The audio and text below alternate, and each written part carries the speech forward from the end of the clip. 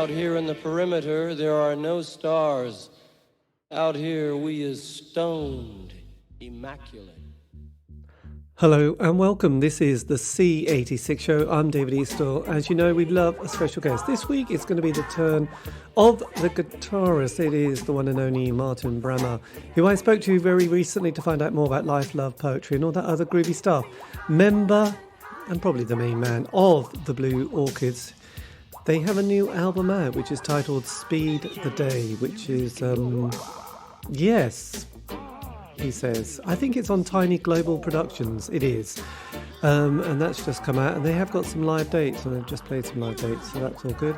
And obviously, I say obviously, it might not be. But anyway, he was one of the original members of The Fall with Marky Smith. So, yes, this interview will feature all that exciting stuff. So after several minutes of casual chat, we got down to that very exciting subject that was the new album. And I was just talking about it in great depth. Well, not that much, but yes, I mentioned and asked him when he started to record and write it, and this is Martin's response. Martin, it's over to you. Well, I'm always writing, you know. That was with the COVID delay and everything last year. I mean, that we kind of missed a year as far as releasing albums with the current label goes. So. The writing took, over probably a 2-year period, more or less. But I'm always kind of writing, and that was the result of a certain period of writing. Yes. It reflects, that's phase in time, really. Yeah. But did you, so it's not... I was going to say, did you have to sort of do the thing that a lot of artists were doing during that period, apart from quite a lot I noticed, or they said they just didn't have any inspiration during this sort of, especially last year, and pointed to guitars that hadn't been restrung for 6 months and saying they just haven't kind of got the, I don't know, do they call it mojo? Or they didn't have they needed to sort of do anything, and so they were slightly worried about feeling so lethargic. How did you cope during last year? Well, it's made me busier, really, as a musician. I mean, as a writer, because of all the dead time of being isolated, that we all went through. But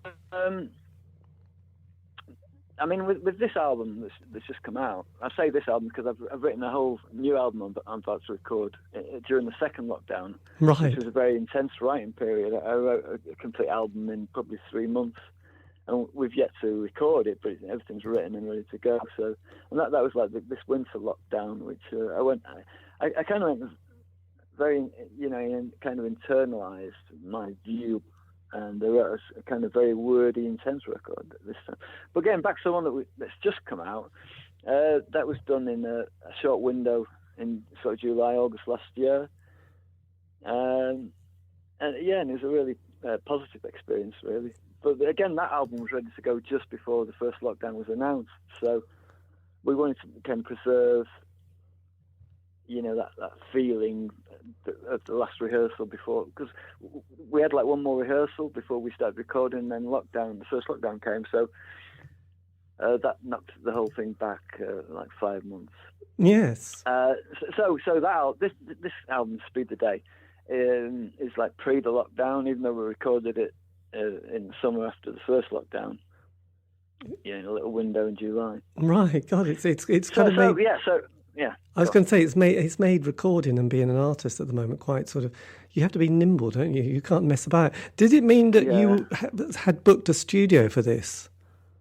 We booked one initially that had to be cancelled, but then when we rehearsed and recorded the whole album in 6 days in a week, in 1 week, we just re-rehearsed everything for 3 days and then went in the studio for 3 days. At the end of July, beginning of August that week, just the whole thing. Yes. As soon as we were able to get back together. And did you reasonably? And have you found, because it's kind of one thing that I've noticed doing this show, and sort of over the last 4 or 5 years, that there's kind of been kind of a bit of a rise or interest in sort of a lot of these kind of slightly obscure bands from the 80s, and obviously you've probably seen documentaries on the Nightingales and Robert Lloyd, and there was a film about George Best and not the football player, but the album by the Wedding Presents, and everybody seems to be bringing a book out and discovering and enjoying either discovering bands for the first time or realising that they're probably were slightly overlooked in the push and the rush of life, and have kind of decided to sort of scratch back and think, oh, actually, I'm not sure if scratch back's quite the right phrase, but sort of unearthing stuff and thinking, actually, this has been quite. Chumbawamba are doing a similar documentary, aren't they? But your point is well taken. That I've noticed during lockdown that a lot of people are reflecting on their musical interests and getting more into maybe the history of some of the bands they liked and discovering other bands, and we benefited from that. I think I don't know quite why it's turned out that way, but I have noticed that people are kind of reflecting on the music of the last 20, 30 years and stuff, and rediscovering Blue Orchids to some extent. Yeah, so it seems to be a good time for us anyway. Yes. We've been consistently putting out albums over the last few years, thanks to Tiny Global's support, which makes all the difference, So it's all quite positive on that front for us. Really. Well, I think my vague theory about this was that when things are happening, we can take it all slightly for granted and just assume that's it, and then realise that the moment that you think is going to last forever doesn't last forever, and then we sort of get on with other things, and then there's a sort of reflection. I really hate the sort of rose-tinted sunglasses of the past, but I've sort of looked back at bands that I missed the first time, heaven forbid to admit that, and thought, oh, actually, I missed this band. I'll have a listen now. And then think, I can't believe I missed Easter House the first time. Or when I listened to bands like the Chameleons, who I quite liked, but I weren't obsessed with them. And then I became more obsessed with them. And then I sort of heard, it was The Flood, I have to confess. When I heard The Flood, that was like from the Blue Orchids. That was a moment where I thought, my God, this is such an amazing song. This has got everything that I love about music, from the slightly, I'm not sure if you'd listened to David Bowie's Ashes to Ashes, but there was a little kind of interesting bit to begin with, isn't there, from, is it a Japanese moment? Oh, It's No Game on Scary Monsters. Yes, and The Flood starts with a little bit of a strange kind of... it's a Norwegian studio choir. Oh. Law of Love by Knut Newsted, a Norwegian composer. That I just tapes from Radio 3. I just had the radio on, and it had a cassette player attached back in the late 70s, radio cassette player. And this music came on Radio 3. I thought it was amazing, and just pressed record and caught the second half of it, and just took that cassette tape to the studio and just got them to include it at the start of the song. So it's early sampling. That is very early song and quite basic, but actually very basic. It does, yes. But it does. But it works. It worked so well because it sort of grabs your attention, and then it has this kind of, I don't know, I was going to say the word, no, that's a terrible word, but I was going to say thrusting, but that's not a great word. But it has a drive to it, doesn't it? It's kind of got an immediacy and a kind of energy that one just immediately kind of thinks, God, this is quite extraordinary. And there are, and I did notice the opening track on the new album is also got that kind of intense, raw, deeper than sin, which is, again, yes, it still has that kind of quality. Because last night, interesting enough, it's not that interesting, but I did an interview with a guitarist called Randy Holden, who was in The Sons of Adam, the other half, and Blue Cheer, and he was one of those guitarists from the 60s garage punk period, and one of those bands, and I can't remember which one now, did Mr. Pharmacist, which was covered by obviously Marky Smith and The Fall. Yep. Decades later. Were you, I mean, going back, because you were sort of born 57, what was your kind of early kind of musical kind of influences and sort of moments that you started to find kind of a record or a scene that made you very excited? Yeah. Well, like I say, born in 57, and to me, my earliest memories of music are really from the radio and TV, because we didn't have a record player or anything you could like choose to put various pieces of music on. You know what I mean? The technology then wasn't that available in our house. So I was like 14 before we actually had a record player. So my early memories are really sort of radio. Right. And so the pop charts, I just got a sort of general education in pop and rock, listening casually.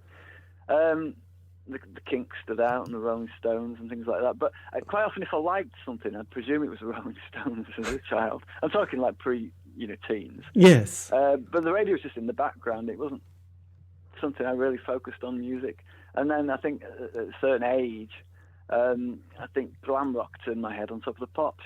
Like 12 or 13, I suddenly was interested in T-Rex out of the blue. So I was like, but then things moved very quickly from there. But I didn't have like a very sophisticated musical education.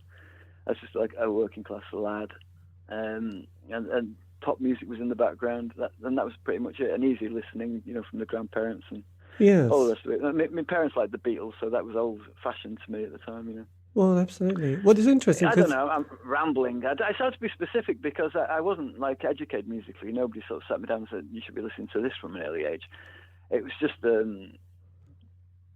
music was just that kind of in the background, as I say, just something on the radio in the kitchen. But you'd hear the tune that caught your attention. Yes. Well, it was interesting. Go on. I was just going to say, well, I was born. Let's swap birthday dates. But I was born 1964. We didn't have a record player come into the house until about 1973 because from a working class family who were from the countryside. I mean, when my parents got married in the 50s, I think they just had to sell everything to get some money to get a little house to sort of then, they didn't have debt. They wouldn't have debt ever. Yeah. So it was kind of like you. It was, and I haven't met that many people who didn't have anything other than the telly and the radio. So my mum would have the radio on in the kitchen, and it was Radio 2, and then there was all those kind of songs, and then there was little things that would catch my ear, and one of them actually I always remember was Cilla Black's Step Inside Love from her TV series. Yeah. And I just about her voice, and her dramaticness. Anyone who ever had a heart by Cilla Black really moved me as a child. As soon as you're asking me, I can remember, you get these memories of a certain moment, and I was sat at a little desk at home playing with plasticine, and Cilla Black, Anyone Who Ever Had a Heart came on, and I was moved like in a mature way. I just remember being like really feeling her emotion. Yes. So that was quite a big musical moment. Cilla again, so we have that in common. Well, we do, but I do also remember having an absolute love affair with the Carpenters because I found those songs. Yeah. And I always said to myself and to the cats and anybody else, if you like the Carpenters, you're definitely going to like Joy Division and the Smiths, because actually they were such sad songs. And for a 10-year-old, hearing things like I Say Goodbye to Love or, Rainy Days and Mondays, I mean, it was just like, my God, that's so tragically depressing. But at the same time... It's actually produced, though. It's the quality of the sounds as well, not just the songs are good, but, there's something about those recordings, isn't there? The Carpenters.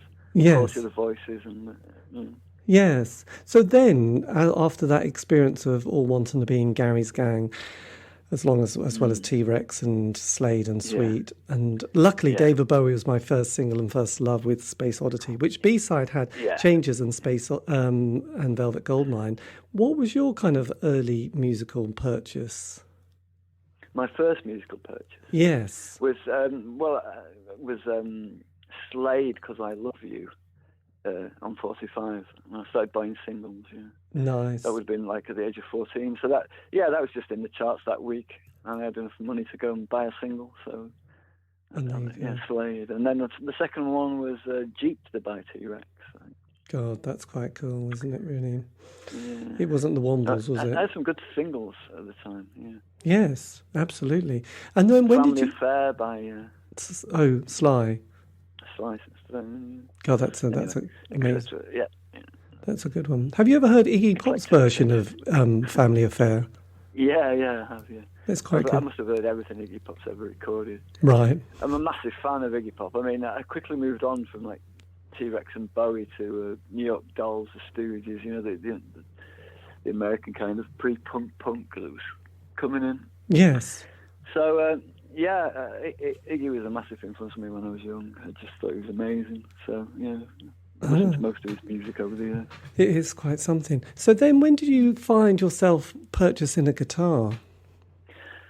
Yeah, well, my first guitar, my stepfather brought it home when I was about 14, a classical guitar.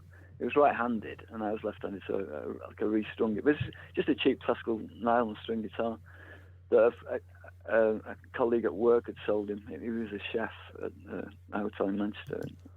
One of the lads had sold him this cheap classical guitar, which was a nice gift. So, but I didn't really take to it. It was just sat in my bedroom like most people for a couple of years. I learnt 2 chords and didn't really take it seriously. But then suddenly it was a useful thing to have because music started becoming, of more interest.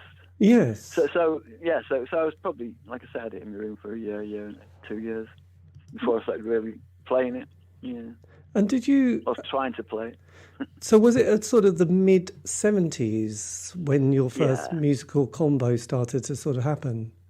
Yeah, well, all my friends, were into music, and we all had varying tastes and things in common.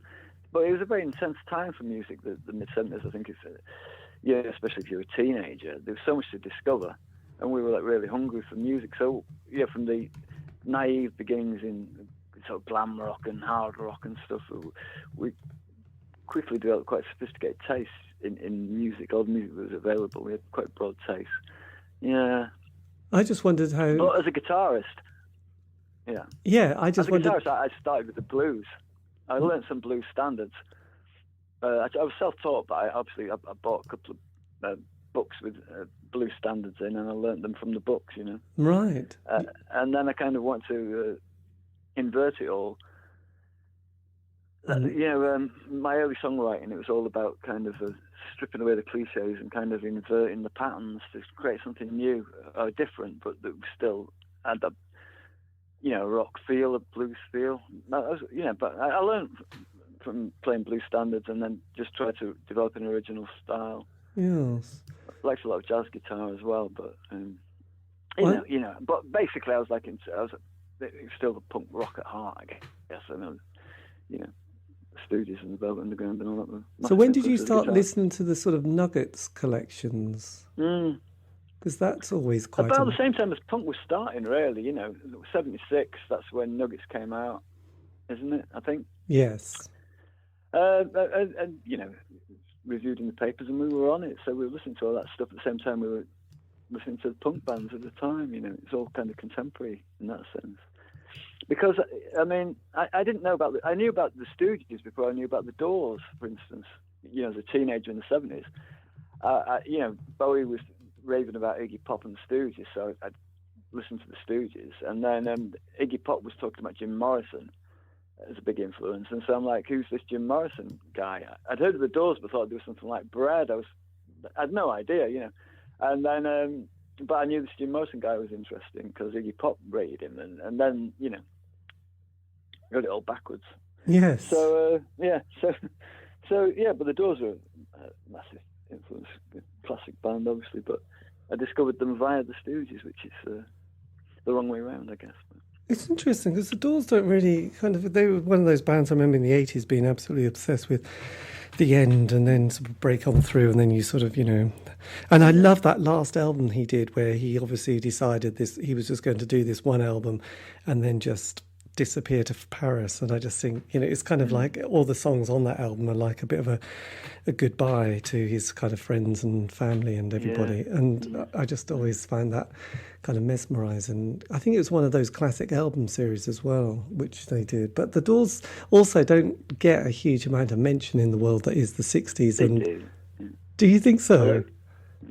They get a big mention. Well, it's funny. People are divided on the Doors now, aren't they? I mean, they're considered one of the big, classic bands retrospectively. They weren't that massive at the time in the 60s, but they weren't part of. They weren't part of the. A lot of people hate them now as well. A lot of the punk rock generation hate the Doors because Jim Morrison is kind of too rockist, too sexy, too much about the.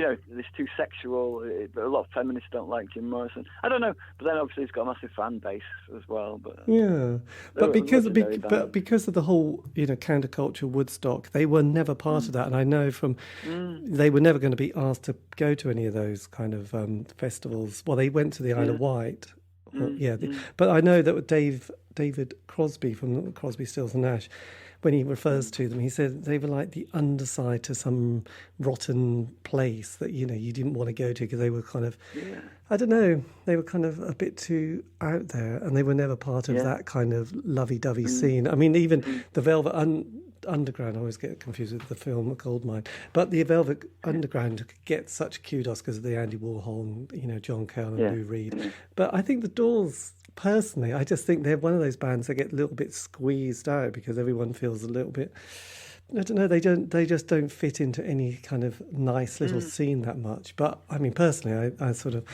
still find them sort of mesmerising. But yes, but then you went and recorded your first. So with the first band you were in, The Fall, which has still become very kind of it really. You recorded this down in London, didn't you? Recorded 80, was it 78? Witch Trials you're talking about? Yes. Like the Witch Trials. Yeah, we made that in London in 78, that's right. Yeah, December, I think, 78. And before that, you did the one which is the Bingo Masters Breakout. Bingo Masters Breakout. Yeah. Was that an album that came together relatively quickly? Well, that was a culmination of The Fall's existence. 2 years of playing together live, and the previous year of just writing stuff in an attic together. So that album, although we recorded it in 2 days, so it was live in the studio, all that 2 years of work had gone into the writing of those songs. Like any band's first album, it's kind of a big lead up of inspired ideas, or your first ideas are all there on Witch Trials. Yes. It's got the energy and the immediacy, but there's a lot of experience leading up to it, I guess. And were you, because I know from Joy Division, they were really disappointed when they heard the first album and thought Martin Hannett had done a terrible job. What was your experience when you listened to this with that particular release, Live at the Witch Trials? I thought it was great. It's a great album. Carl Burns is exceptional. You can just listen to the drums on that record, and it's a classic in that sense alone. But the band's so tight, and the songs are very original. There's loads of fresh energy and insight. It's I have a 40-year distance on it now, so I can appreciate it. As a fan, I can remove myself from the experience and enjoy the music. Yes. I know it's a great album. I enjoyed it at the time. I thought it was very good. I mean, I sympathise with Joy Division. I kind of agree with their initial feeling about that album. I didn't like Martin Hannett's production work at the time either, but now it's legendary because music's very subjective and you get used to sounds. I mean, like when I first heard Raw Power by the Stooges, I was disappointed because I bought it without hearing it on import. And for 2 weeks, it was like, it sounds like a bad cross between Alice Cooper and the Rolling Stones, but after 2 weeks, it was my favourite album because I started to love the way Iggy Pop screamed. I could identify with how he felt. But, so music's like that, very subjective. Yeah, I didn't rate Martin Hannett, so I can sympathise with Joy Division there. Yes. But obviously it's a classic album now, so I'm a fool to not appreciate his genius. Did you go to the exhibition in Manchester and see the letter from Ian Curtis kind of really damning the recording? No, I've not read that. I've not been to that exhibition. Yes. Martin Hannett was a strange character, and I mean, they're not technically great recordings, but once you get used to a sound, you can't improve it by remastering it or remixing it. It sounds very subjective, and once you accept something and it evokes a certain mood, then that's the perfect version of that. So even if it's badly recorded technically, it becomes an iconic sound, and then it's irreplaceable. You can't improve it with technology. You just got to... Yeah, I mean, that's what I'm saying about the Stooges album, and same with the first Joy Division album. And the early Fall recordings, I guess, but maybe more Bingo Masters Breakout was a bit rougher. But I think on Witch Trials, we had a great production, actually. We were very lucky with Bob Sargent producing. And, so we were very happy with it at the time, and I still am, to answer the question. I think, and now it's had probably books written about it, doesn't it, as well? I imagine so, yeah. People go back and they love these things. I'm sure Stuart Lee will do a documentary about it one day. He'll love it, really. Yep. When did you, I mean, and then after that, then you went on to form the Blue Orchids. After the release, were you in the band for that much longer? I can't quite sort of figure out how long you were. Well, no, it's strange, isn't it? I mean, I think we recorded that in December, and then it came out in March, and then I left in April. Right. Yeah. Not quite. So, just very intense period, I suppose. We've been in each other's pockets for a few years. We were getting a lot of attention, and it was like all the tension and aggression of punk rock, and the over familiarity. I don't know. We'd had enough of each other after 2 years of, all that work and attention, I suppose. Yes, well, it's probably like goes to your head as a teen or early 20s by then, yeah. Yes, absolutely. I know the Zombies, when they brought out their classic album, they'd actually split up beforehand, and it was only 30 or 40 years later when people started writing about it and saying, that was one of my favourite albums, Oracle and something, that they went back and decided to reform. You probably decided not to go back and reform the original lineup, which was a wise idea. But did it take much energy, because all these creative projects always take quite a bit to get off the ground? Did you find sort of starting the Blue Orchids quite hard going, thinking, God, I've done this before, now I've got to do it again, but this time I'm definitely going to be the main man? Yeah, and I didn't see it in those terms, really. My time in the Fall was done. It just wasn't getting along with the situation. So I wanted to continue making music, of course, but I wanted to do something that didn't sound like the Fall. So it was like the idea was to start a new band with a new sound, which is a big ask after you've been involved with something like the Fall. But I don't know. You didn't really question yourself as to why. Oh, are you still there? You've gone. Oh, Paul. Oh, I can hear you. Can you hear me? Yeah, it just said poor connection. It just stopped there. But you were saying you don't question yourself, and then it went quiet. Yeah. Sorry, now I've lost my thread. Yeah. Starting the Blue Orchids, although it was an ambitious thing to do, to start another band and be as good as the Fall, which is a lot to ask. I didn't see it in those terms because it was just the next phase of the adventure in music. Always to forge forward and create another new sound. I don't know. You don't really analyse these things too much at the time. That's just what that was the intention. That was the mission we were on. Yes. Yeah. And did you get a record? This is on your first album, The Greatest Hit. This was on Rough Trade. Did that sort of line up quite quickly? Because I know this is a really simplistic way of looking at music, but hey, I love that. I love this idea. You had that kind of punk period, then post-punk, and then there was a kind of that vaguely interesting sort of bit where it's all a bit like what's going to happen next, and then sort of 83. The Smiths came along, and it felt like for the next 5 years during their lifetime, there was definitely a bit of a 80s indie scene. I know there was like the goth scene, and there was the Paisley scene, and lots of, the sort of rockabilly, psychobilly kind of stuff as well. But there was definitely a period where you had the Smiths and the June Brighton, and the Go-Betweens, the Triffids. It was like, God, this is quite a scene. And you'd sort of come along just before that, in a period.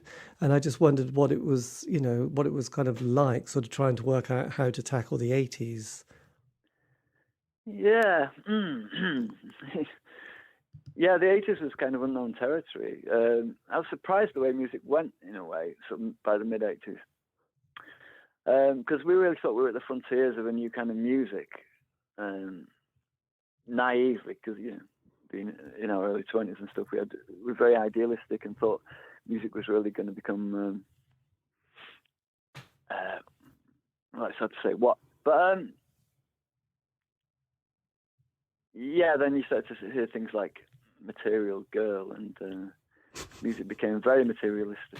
And we thought it was going to become, I don't know, you can say naive and idealistic, and you're making this music you think is significant and cutting edge or whatever. You're just doing your best to not talk down to people and to be interesting. I don't know. it's a funny old thing trying to express yourself. Yes. But, yeah, the 80s was just so many people threw so much at the fan, you know, or at the wall, and some of it hit the fan. But, yeah, a very musically diverse time. It was, yes. For words. I think it's become that because you obviously before the album, that was when the release of The Flood came out, which must have grabbed everyone's kind of attention. And obviously John Peel. But then there was a kind of, and I suppose one of the things that must have helped with a lot of bands during that period was that we had, for that period, there was a Job Seekers Allowance and Enterprise Allowance schemes, which allowed a lot of people to be signing on and getting some sort of payment while being in a band. And then you had those you had the gatekeepers, that was John Peel, and you had the music papers, which were weekly, and every city and town had sort of their alternative indie night, probably towards the beginning of the week. So it did sort of help people, encourage people. And then as the 80s progressed, you had sort of Bogshed, Stump, Big Flame, some really sort of interesting, but bands who weren't going to make too many albums, were they? Let's face it. Yeah. You can only cope with so much Big Flame's material. And so I just wondered what it was like being an artist, sort of trying to navigate that period while seeing on one side that Trevor Horn production, and then the other side you had sort of Morrissey and the Smiths. Yeah. Well, it was difficult. Yeah, it's difficult. Yeah, I mean, as you get slightly older, more into the music business side of things, it's very hard to keep that the light of inspiration alive, because there's so many pressures to conform to what the business thinks will be successful, that you lose sight of why you were making music. So I was very wary of all that, whereas other people were happier to kind of try and please expectations, and usually that doesn't last very long. You get a few minor successes, and then people kind of lose their way. But so I kind of drew back a bit from that, I think, after the initial Rough Trade years. Yes. And just kind of did things on my own terms, and just kind of I was just kind of watching. I'm kind of a late developer. I'm much more able to express myself now, I think, and make music. I became very wary, because after the initial thing of thinking you've got a right to you tell them what you think and make art and make statements. But by my mid-20s and the mid-80s, I was kind of like questioning myself and my right to kind of be making statements in music. It made me a bit more reticent, and maybe I was a bit more under the radar as a result. Yeah. Yes. Well, it was, the 80s for you was a really intense time, because there was a lot of change of band members, and then there was kind of different sort of, like musical, projects, and then by the end of the 80s you went back and did Extricate as well. Was that did you get a phone call out of the blue saying, hey, do you fancy? No, the opposite. I decided to call Mark out of the blue, literally. I had a band called Thirst for a couple of years with Carl Burns. They also made an EP on Rough Trade. I don't know if you're aware of that band, but one of my lesser known projects maybe. But when that band, it was like gloriously doomed from day one. It was me, Carl, and his 18-year-old girlfriend, and a bass player who was Carl's speed dealer, and I was the singer and guitarist, of course. And we did this one EP for Rough Trade. Did quite a lot of gigs and stuff, but took a lot of drugs as well, of course. And then we fell apart. We fell out. And anyway, so I was like, what am I going to do next?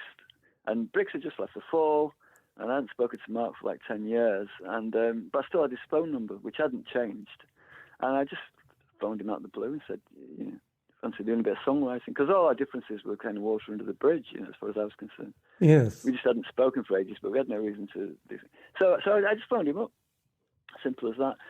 And he said, yeah, bring your guitar. And so I went out to his house with my guitar, and we wrote 3 songs in an afternoon. And it was on. Just started writing songs together. I didn't get invited to rejoin The Fall immediately. That took a few months. But it became obvious that would be the next step, I guess.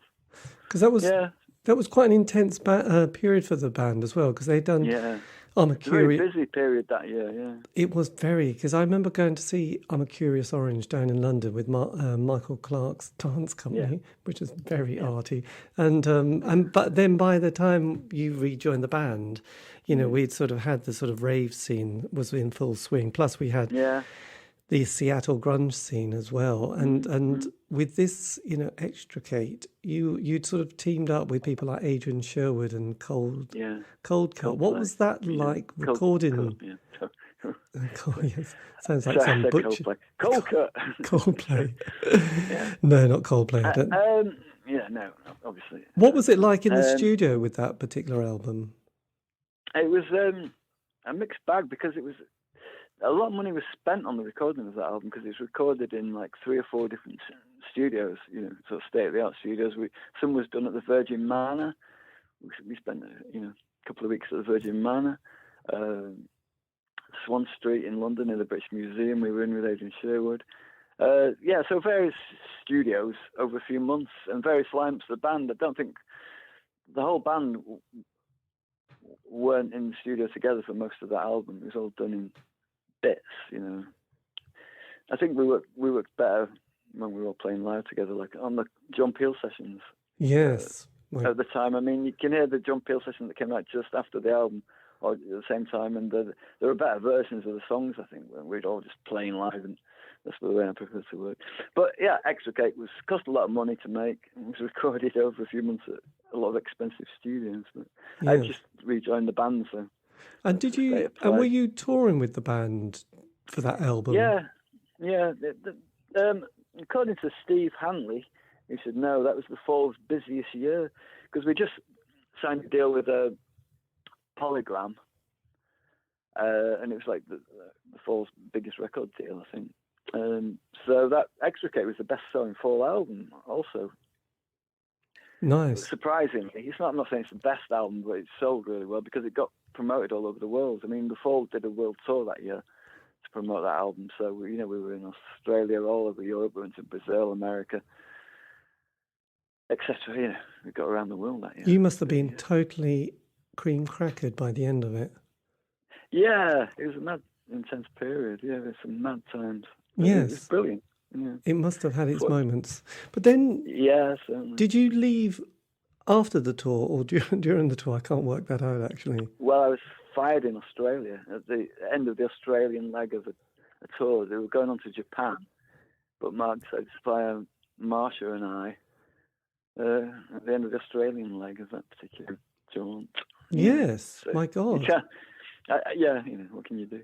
So did you both have to come back together on the same plane? Yeah, it was the end of the Australian tour, so everyone had been out celebrating the various clubs. I got back to the hotel that we were all in about 3 a.m. I went to get my key at the reception, and there was a letter for me. And Mark had written me a letter on hotel headed notepaper saying that, sorry to tell you this, but, love your work, but you're fired. Something. And a one-way ticket back to the UK for 8:30 that same morning. So it's like 3 a.m. I get the letter. And plus, he's moved the band and all the road crew to another hotel. So I can't even go and knock on anyone's door in the in the night and say, what the fuck's this? Yes. He's gone to an hotel and left no forwarding address and just left a letter at reception with a ticket back to England for 8:30 the same morning. Yes. So that was it. So that was goodbye to the Fall. No, quite strange. That was a strange one. And did Marcia have the same sort of letter as well? Yeah, because we were together. We came back to the hotel together, and we both had letters waiting for us and tickets. So yeah, we got the same plane home. My God, that's like Godfather 2, isn't it? That's slightly. Did you ever? Quite a blow. That must have been a hell of a blow. You didn't see it coming either.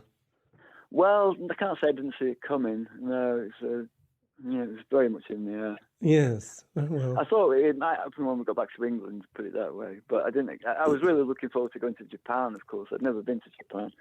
And Mark knew that as well, so I think he wanted to just deprive me of that one final pleasure. How did Marcia feel about it? Did she just go Cal Surprise? Or was she devastated? She was very pissed off, but she felt her time in The Fall was done anyway. I think she was a bit pissed off with The Fall.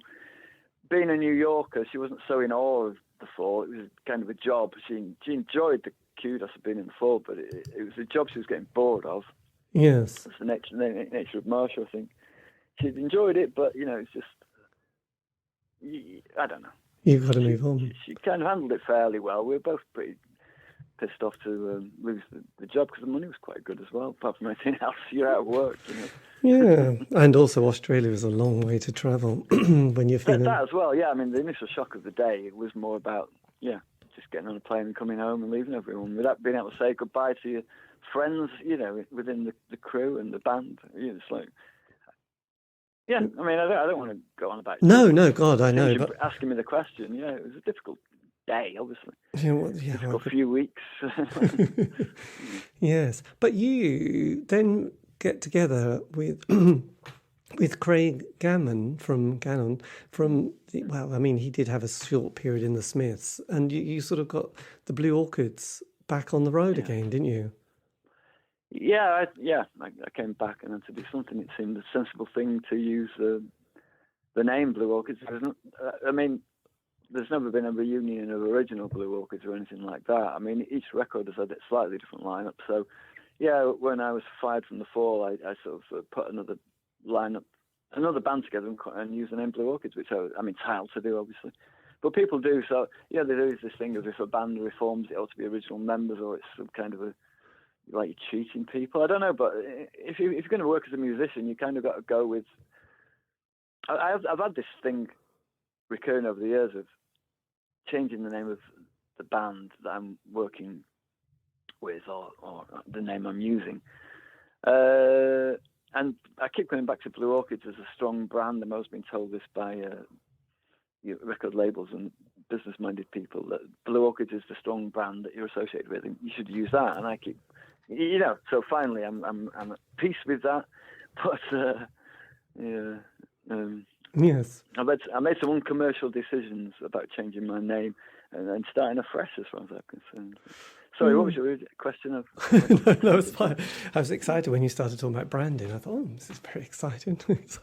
No, you've got to stick with the same brand, because otherwise it gets very... Well, yeah, as an artist you can try and sidestep that and rebrand yourself or come up with another concept and another but it's hard to get the public's attention and for people to keep on board with the changes, especially nowadays. I mean, it was kind of easier. You were talking before about the 3 music papers a week and everybody reading them and all the indie gigs everywhere in the 80s. And then it's much easier to make those kind of decisions then, because there was some journalists following what you were doing and prepared to write about it. But now everybody's not reading the same 3 music papers every week, and so it's really hard to make people aware of subtle changes. So you've got to kind of stick with whatever handle you've got on public attention. So for me, it's Blue Orchids, and that's fine. Yes, absolutely. I did an interview with a guy who was in the Kelvin Party in Levelers 5. Oh yeah, and he calls himself JD Meatyard, and he's a lovely guy. But my God, I just think as names go, that was not the best one I've ever come across. JD Meatyard. It's like Meatyard, yeah. And he's a vegetarian. It's like, that's interesting. Well, there you go. Yeah. There you go. I think the Blue Orchids, I think you're safe with that. It's not going to date. It's a good vegan name. It's a good vegan. Yes, it's going to be okay. You'll be it almost could be. And in this day and age, one can be almost apparently sexually fluid. Is it sexual or something like that? I don't. Let's not. Yeah, fluidity with sex. Your gender. Gender fluidity. That's the term. Yeah. Anyway, I don't think we need to worry about that one. So when you sort of got this combo together, which John used to love using that term, that lasted until the mid-90s. Did the energy sort of by the sort of the rise of Britpop had the sort of the excitement of the Blue Orchids Mark II, to quote Spinal Tap, had that slightly puttered out by then?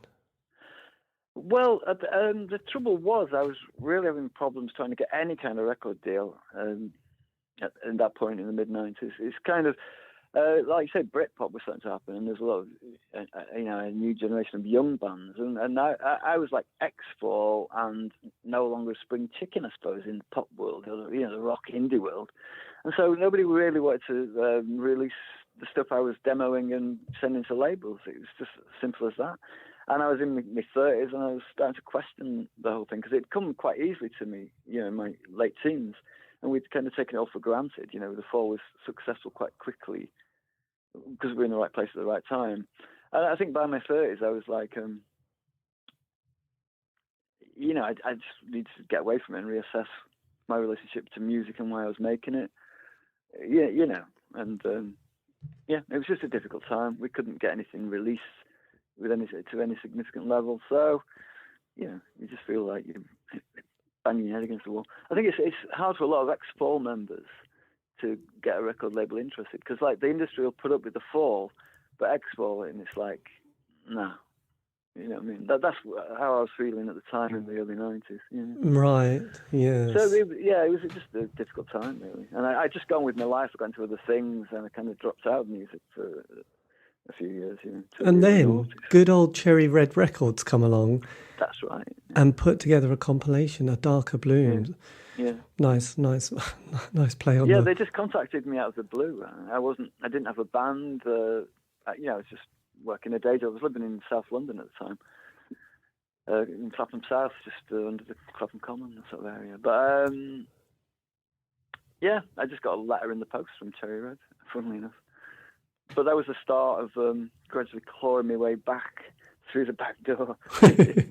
Yeah. Yes, and it must have. I don't know. I guess because I know Bricks is now she's been getting music back into her life after quite a bit of a gap as well. Did it feel like, because of having a day job and then music being much more of a this is a nice sideline hustle, but I'm not having to focus 100% on that and try and do the whole get a label? Did it take the pressure off you, owning the band again and then starting to release new material? Yeah, I mean, the first new album I did after that was Mystic Bud for LTM. Because after getting a letter from Cherry Red, I then got a letter, because it was still all paper and through the post. I got a letter from LTM Records asking me if I had anything else left over from what I'd given Cherry Red for that compilation. And from that, we put together a few CD releases with LTM. And then, there was a live one from Severe to Serene, and he released The Sleeper, which was an album we'd made in the early 90s and shelved for 10 years. And then he said, we'd like to make a new record, and so I made Mystic Bud. But I made it at home. It's really a solo album with a couple of friends helping on bass and keyboards. But again, the label said, he said this doesn't sound like a Blue Orchids record initially, and I said, well, it's a solo album, call it Martin Bramah. And he was like, no, Blue Orchids is a stronger brand, it's going to be a Blue Orchids, but get it remastered anyway. So yes, but, I mean, it sounds like a Blue Orchids record now. I get that reaction a lot initially. And interesting enough, that's LTM is run by the one and only James Nice from Norwich. It is, yes, which also features such people as Annie Domino, and also The Name, all the way from The Names, who I believe were on. It's a great little label. It's a real a quality boutique label. He's very focused on the artists he gets involved with, and he's a very reliable label boss. He keeps on trucking, keeps on really, keep getting records out there. Yes, good. I think he's a member of a triathlon club. People like that are always very organised. Actually, you have to be to run a triathlon. So yes. So then, obviously, because a few years ago you did a collection, a compilation, didn't you? Mostly of cover numbers. You mean the magical record of Blue Orchids? Yes. From 2 years ago now. 2 years ago. Was that a kind of because everybody likes to do? I remember it must have been. Well, David Bowie did pin-ups, but then that was kind of quite a one-off. And then suddenly everybody was doing that album. which was kind of My Favourite Songs by Annie Lennox. These are the songs. And suddenly, was that a sort of a slight feeling that you had with Mystic Bud? With Mystic Bud? No, not Mystic Bud. With the Magical Record. The Magical Record, sorry, yeah. The Magical Record of Blue Orchids.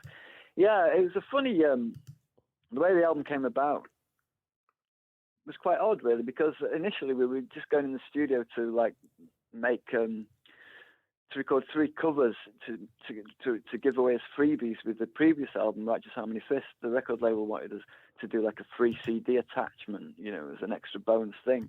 And so we went in the studio to record 3 covers because the CD was going to be a freebie, and I didn't want to write new material, and we just written and recorded that album. So we went in to do 3 sort of garage songs from the 60s, and we ended up doing 5 in a day rather than 3. And I thought, well, this is half an album, you know. So after a couple of weeks of choosing another 5 songs, we went back in the studio and recorded the other side of the album. It's simple as that. But funnily enough, but it became more than that, because this was the first recording I'd done since Mark Smith had died. Right. Because he actually died the day after I finished the final mix of Righteous Harmony Fist. So I'd done that album, and then Mark passed on, which was big news. And then this was the next time I'd been in the studio. So as a musician, and having begun working with Mark, somehow being back in the studio after he died, this became about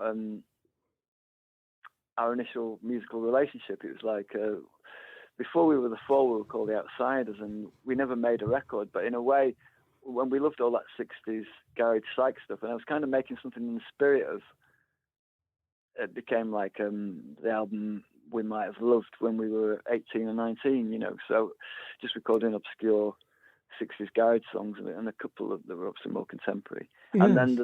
And then in the process, I found this lyric of Mark's, because there's one song on there called Addicted to the Day, which is a set of words Mark wrote in 77, but he wrote it in a notebook of mine when I was just around his house. And it just stayed in there and never got used. And I discovered it halfway through recording the album, and I wrote the music immediately for this lyric that was from 77. And so, and then we recorded that as the 10th song. My God. So the whole album became the pivotal song to the vibe of the album. And again, it was kind of like, as I say, it was sort of a homage to our initial, musical loves of the early mid-70s before starting The Fall. So that's why I did that album. In the end, that's what it became. But it wasn't anything intentional. I didn't walk in the studio with the idea of like, I'm gonna write a tribute to my friendship with Mark. It just grew into that, which is kind of spooky in a way, So that album's quite special for me. Well, I suppose that David Bowie's Black Star has a sort of a quality, doesn't it, as well, when you listen to that? Yeah, but it is also my pin-ups, I admit that. You mentioned that earlier, Yeah, but it's between Black Star and pin-ups, maybe that'll do. Well, that's quite good. But it's also quite nice to be able to process these things in a way that feels creative, and actually, like you can come out of it feeling like, actually, that's a kind of not a tribute to a sort of an interesting relationship with a not intentionally, but it kind of just took on that mantle. At the end of it, I just felt I'd captured that without really setting out to. It just grew into that. It's funny. Yes. Just the time it was made, and that's just saying what was in the air. Because how did you, because you've obviously been a musician, it's never really the easiest career in the world. And you work with people like Mark and also people like Nico. When you sort of look back on some of those relationships, are you amazed that you managed to sort of survive as you did? Yeah, I guess so. I mean, well, getting to know Nico was a difficult one, because that was like the dalliance with heroin and all that, because being in Nico's circle, suddenly you're being offered heroin for free, just on the coffee table, just a line and to start with and all that. Yes. It was just everywhere around her, everybody was trying to impress her. All the people who were, ligging at her shows were just wanting to get her high, There was just a lot of people who would be giving her heroin, and her band, of course. So we suddenly encountered that world. So that was a big blow to Blue Orchids. I mean, that's what really put the first nail in the coffin of the Blue Orchids kind of momentum in the early mid-'80s. Was particularly that half the band became heroin addicts. I mean, I tried it, but I didn't really take to it. My God, that was lucky. Yeah, but the rhythm section became junkies, and I decided I wanted to stop working with Nico after probably a year or so, or a few European tours. But the bass player and drummer thought that was a better gig and just carried on working with Nico. Yes. And what went with it, the heroin. Yes. So, it was a difficult time. Well, I was going to say, there was a film that came out, I think it's on Netflix, it's about Danny Fields, and it's probably called Danny, but there's a great bit in it with Nico and Jim Morrison. I mean, obviously they weren't there to film the occasion, so they've done it as a sort of cartoon moment between the two of them, and they do sound quite extreme characters, a couple of hours together, Yeah, yes. Well, Nico claimed to have been at the hotel in Paris where Jim Morrison died, that she was there. It's not documented, but she told me that she was there the night he died, but left before he got in the bath or whatever it was. I don't know. So I don't know if Arian was involved again there, but she was cagey about all that. Yes, well, I guess so, and a bit hazy. But I know from the New York scene, from various people I've interviewed from that late 70s and early 80s, heroin did absolutely destroy virtually every band and artist, and it just we were at the tail end of it, because the heroin had been like this really cool thing, in the avant-garde music world and stuff, But by the time we were discovering that, Nico came to Manchester about the same time as heroin started to become popular, cheap and available to the working classes. So you got to start the sort of smackhead thing, what became like the train spotting thing, just the working class getting into heroin and becoming dependent. I don't know how I'm going with that really, but I've just seen a lot of friends become addicted, and it's just an ugly kind of dead end thing. But it always seems really chic and cosmopolitan. You see your black turtleneck sweater, your wraparound shades, and your syringe. Yes. No. But I thought it was a crap drug when I tried it. I never injected it. I smoked it and snorted it and stuff, but for over a few months. But luckily, I poisoned myself. I took far too much one night. I was really ill for days and never could stand even the smell of it again after that. So I had a lucky escape in that respect. My God. It was interesting because the two people I always loved, one obviously being David Bowie, the other one was Lemmy, and I always remember him talking about just absolutely hated heroin and anybody who touched it, and just said it made you a dog and a thief and a liar. It does. It puts your conscience to sleep. That's how I describe it. You don't give a fuck. It's like, that was the feeling I got. It's like, I don't give a fuck. And then I kind of thought, well, I don't give a fuck anyway. I don't need heroin to not care. It's like being the punk generation, I suppose. I wasn't that neurotic that I needed to relax that badly. The first drug I took was LSD, so I was expecting drugs to be quite spectacular. Well, I was kind of anti-drugs as a teenager. And then suddenly at 16, I took LSD out of the blue. We all decided to do it one day. So I kind of was anti-drugs because I was young enough to see the first generation of hippies, and they just looked a mess, all stoned and stuff. It looked stupid from the child's point of view, and being straight and being young, you just look at these idiots lying around, not able to talk properly.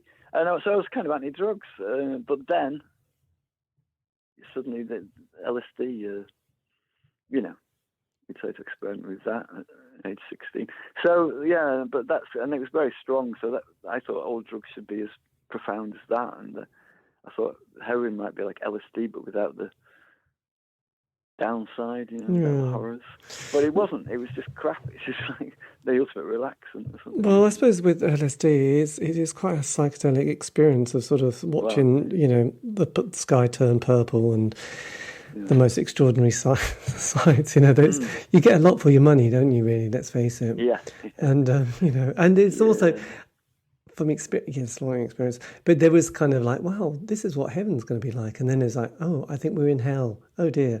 Oh, thank God that's over after sort of, 8 hours, I don't know. And then you think, oh, I'm not sure. It's not like having 3 pints of beer, is it? It's quite it's quite tricky. No. So just coming back to the new sort of super improved lineup. This is the one that now features Vince Hunt from A Witness. Yeah, and Inca Baby's bass player too in his spare time.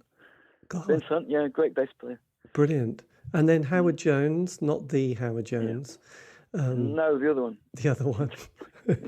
John Paul Moran. Paul Moran on keyboards. He's the longest serving member of Blue Orchids apart from myself. And then you've got a new electric ukulele player. Yeah, Tansy McNally. Yeah, all the way from Melbourne, Australia. A great find. Yeah. Yes. So does as a sort of to not sound like a horrible thing, but as a mature band, is it the case a bit like say Brick Smith and her band and a lot of others? Does it feel like this is a much more of a steady, enjoyable creative experience now? Yeah, I always enjoy it. Every band I've been in, all my bands are kind of organic. I've never really auditioned people and rejected some and took on others. More or less anyone who turns up to play with the band is in the band for a while until they're bored or till we fall out. But so basically, if you end up rehearsing with Blue Orchids, you'll probably be in the band. I don't think I've ever told anyone no. So it's quite an organic thing. I kind of accept what the universe brings me and try to work with it as a musician. That's the way I've learned to. So I always enjoy the experience. And at the moment, it's probably just as tough for them. I mean, I'm very critical. Over the last weekend when we played Bristol, London and Brighton, I mean, I was pretty pissed off with them by London. So, it's not necessarily all roses now. We're older. Because I just hear all the faults and I have to speak up. That's my job, to make them better. Yes, absolutely. But I'm not as bad as Mark Smith, of course. No, but are you a bit more like James Brown? Yeah. Yeah, more like James Brown than Mark Smith. Yes, but I always remember he would sort of point round, if he heard somebody. Yeah, he'd find people. He would find people. Money out of their wages. Yeah. And he would sort of go... I don't do that. And he would sort of like wag his finger and say, that was a bad note. I heard that, so... I'm known to make them start songs again and things like that, which is embarrassing. That's to be done. God, I did an interview the other day with somebody who mentioned going to see a band who would just... Was it Captain Beefheart or somebody who would sort of make them kind of start until they got it right, and then they would sort of go, regardless if there was an audience or not. And it was like quite extraordinary. No, I'm like that. I get temperamental on stage. I just want to hear it sounding right. And I can't put up with mediocre. It depends on my mood. But you're asking, is it easier now? Are we happier now? I don't think so. But it's always worthwhile. Yes. This is a great band, but I'm just as critical because we've got to be our best selves, haven't we? Well, absolutely. No, you've got to have standards in this world. Otherwise, it's just, what's the point? So does that just mean, and you might have mentioned this at the beginning, does that mean you've got material that you're just waiting to go back into the studio and record in this year? Yeah.